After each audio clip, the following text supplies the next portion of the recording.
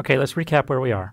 So we're talking about strategies to do efficient CUDA programming, and the first thing we've talked about is using high arithmetic intensity, trying to get your ratio of math operations to memory, time spent accessing memory, as high as possible. And so far we've been talking about the denominator. The goal has been to minimize the time spent on memory. Part of that is simply moving data to faster memory if you're going to access it a lot, keeping in mind that the fastest memory of all is local variables, followed by shared memory, followed by global memory.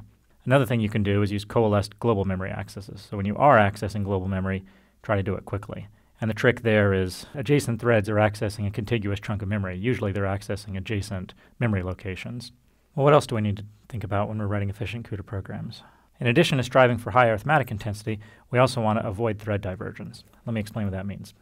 So when parallel threads, like the threads in our trusty thread block, do something different, we say they diverge.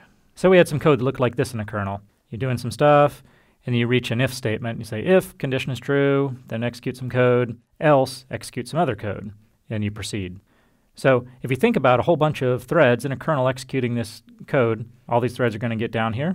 So these threads are going, they're going to hit this condition, they're all going to execute this condition, and then some of those threads are going to take the if branch, some of them are going to take the else branch. So this thread proceeds, hits the condition, and then let's say it takes the if branch.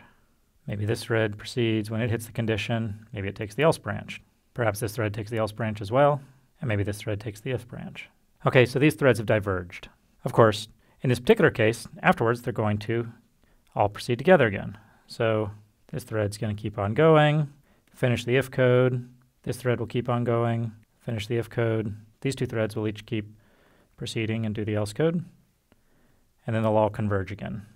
And you might notice that I tried to draw them so that they kind of reassemble into the same order they were. In fact, their thread IDs have never changed.